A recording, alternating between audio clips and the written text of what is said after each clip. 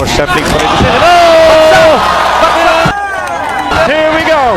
Yan ang puwersa na taglay. Bagsak na naman! Balitang esports, nag-aatikabong mga laban. Malakas ang alingaw-ngaw ngayon sa mundo ng boxing. Isang apelyido ang muling bumabalot sa arena, Pacquiao. Pero sa pagkakataong ito, hindi ang alamat ang nasa spotlight, hindi ang 8th Division World Champion, kundi isang batang mandirigma na tahimik na bumubuo ng sarili niyang kwento, si Eman Bacosa Pacquiao. Sa Bohol, sa ilalim ng nakakasilaw na ilaw at sigaw ng mga kababayan, humakbang siya pabalik sa ring laban sa Indonesian fighter na si Reynolds Kundimang. Hindi lang ito basta laban. Isa itong pagsusulit. Isa itong statement. Sa unang round, kapwa sila nagbasa. Walang gustong maunang magkamali. Ramdam ang tension sa bawat galaw. Isang maling hakbang lang, pwedeng magbago ang lahat. No, maraming excited dito. Lalo na sa Bohol, talagang inaabangan nila. Naka-orange po si Eman Bacosa. And ang Indonesian, syempre, gusto nitong makatalo ng isang anak ng legend. Uy, ano yun? Nalaglag yung mouthpiece. Natanggal agad ng mouthpiece. And Eman being a gentleman that he is, tanggal agad. Natanggal agad ang mouthpiece.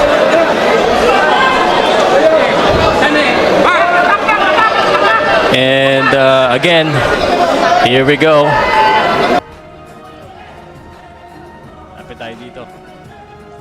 Eman Bacosa and Kundimang. Kundimang looking to attack. Eman Bacosa nag-iintag. Good right hand para kay Kundimang.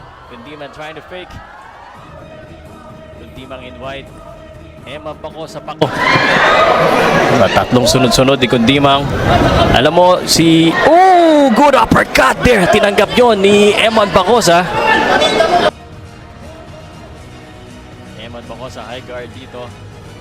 Kundimang, marami nakasalalay dito sa laban na ito.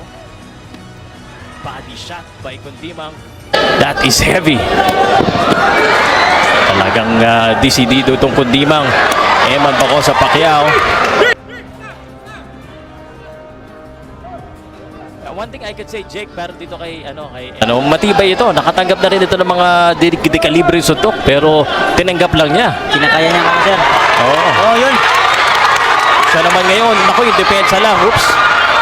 Nabalikan siya dito. And that's hitting behind the back. Jesus is King. Dito po sa arena. Talagang grabe ang mga tao dito.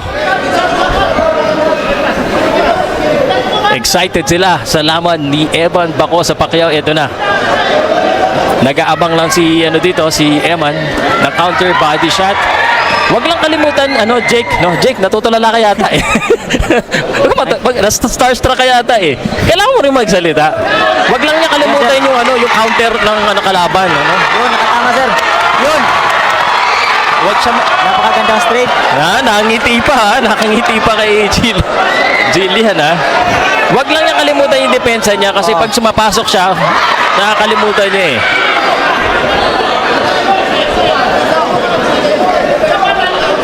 And Eman Bacosa Pacquiao. Pagpasok ng second round, doon nagsimulang magbago ang tempo. Mas bumilis ang palitan, mas bumigat ang suntukan. Agad. Eman at ganda! Tama na naman. And Eman Bacosa, Pacquiao yun! Pero sabi ng kalaban, Sir Pau, kaya daw. Kaya ba? Kaya? Tingnan Kaya natin kung kakayanin. Yun, isang hook na naman ang nakatama. And Eman. Yung kahanan niya yan. Kailangan lang niya itaas yung kaliwang kamay niya every time pagkatapos ng kanya combination kasi naiiwanan niya eh. Eman. Taas ang kamay. Taas ang kamot. Taas ang gamot. And Eman Bacosa trying his best to magpakitang gilas. Ayan ang salitang binitawan niya kahapon sa press conference. Ayun, isang straight sa body. Mukhang nakakaramdam na rin ang Indonesian dito. Eman.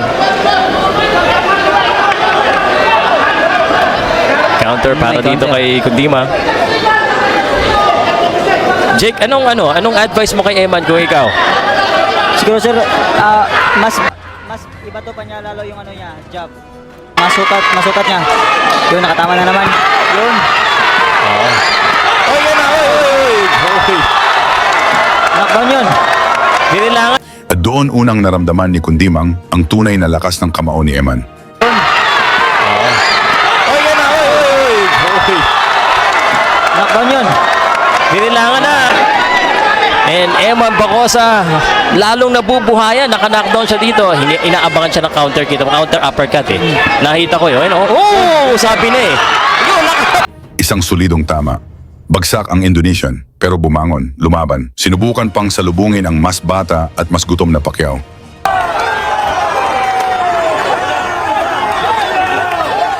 O sa Pacquiao. Napatayo si Jillian Ward. Nakatayo pa rito. Bang! Bang!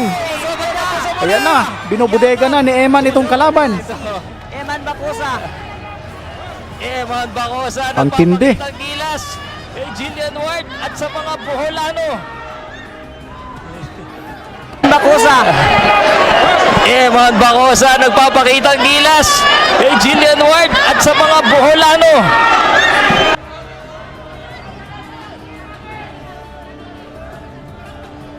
Oh, tumama na naman ang jab. Dagdagan lang niya yung jab niya.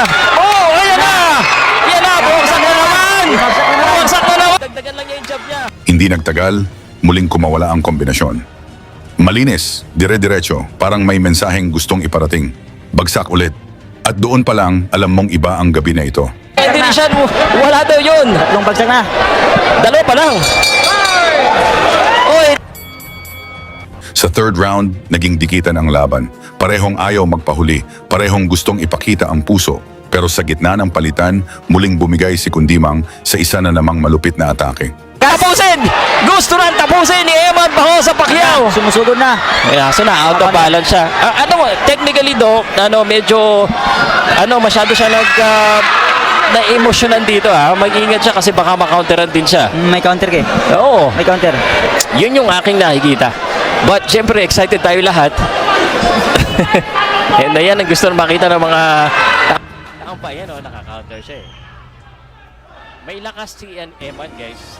He just need to ang siguro masasabi ko a little bit mature sa depensa lang at wag basta-basta lang bato. Yun. Yun yung right hand niya, may lakas yung kaliwa. Ayun. May counter. May counter yung kalaban. Tamaan na naman. Yun, solid na naman! Yun ang Solid nabalikan. straight. Nababalikan lang siya. Yun na naman! Isa na namang knockdown. At kahit bumabangon siya, bawat tayo ay mas mabigat kaysa sa nauna. Baksak na naman! Yun na nga yung solid straight. Kung sa Bisaya pa ni Hope sa naong. Kapoy na ata itong Indonesian eh. Indonesian eh. Tumatayo pa. Tayo pa. Tumabalag pa. Parang magbibilang na lang tayo. Parang Matatapos pa kaya itong round 3 dito? Eman Bacosa, parang it's just a matter of time. Lalo na Uy! sana niya. Tumama na naman yung kaliwa ni Eman doon. Eh, balitan niya ng konti, dagdagan niya yung jab niya, no? O kaya i-body niya minsan kasi puro headshot ang ginagawa niya eh. Although tumatama naman yung headshot niya. Kita mo yung mukha ni Eman. Yan na! Malakas talaga. Parang babaksak na naman to pag isa pang solid eh. Body mo Eman. He needs to do a body shot din. Kasi puro headshot ang ginagawa niya eh. Salamat po sa lahat ng mga nanonood. Eman Bacosa Pacquiao versus Kundimang. Uy, na-counter. Naitlogan. Nako, magagalit si Jillian Ward. Naitlogan. Nako, magagalit si Jillian Ward. Magagalit si Jillian Ward. One side lang. Below the belt. Time out. Na below the belt. Time in na daw. Taasan mo lang ang suntok mo. Kailangan papalawagin ang lahi. And siya naman, dapat siya mag-body. Yan o, body. Ano mo, yung body sa kanan and then kaliwa sa taas. 10 seconds. And this is looking like... Yan, end of round. Sa fourth round, hindi na ito basta laban ng skill. Laban na ito ng tibay at pride. At dito na tuluyang pinakita ni Eman ang killer instinct. Pacquiao, Yun, may in out na. good in and out. That's good, no? Konting fake. No, ganda naman yun. Na-out of balance lang siya. Madaming suntok. Na-out of balance lang siya. Madaming suntok. Nice one. Body! I'm not coaching, ha? Pag may Pacquiao na blood, talagang gusto ng bakbakan talaga eh. Pero grabe itong si Indonesian. Oo. Matibay rin. Yun ang sinabi mo, totoo yan. Ilang malalakas na suntok din ng Pacquiao. Yun oh. Yun oh. Sinalo lang oh. Oo, pero bumalik. Yan ang gusto natin,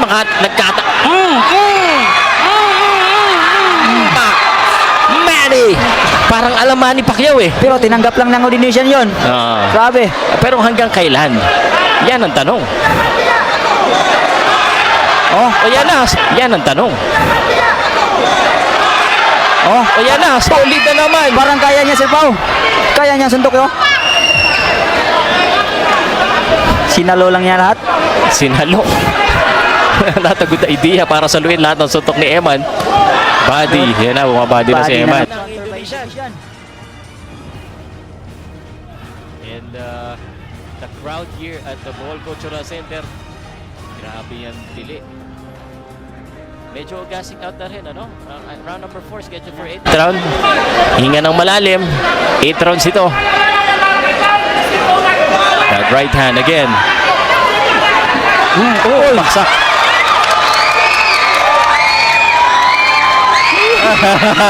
Yun, may pa-flying kiss pa. May pa-flying kiss. Yung classic eh. Napapalakpak si Jillian.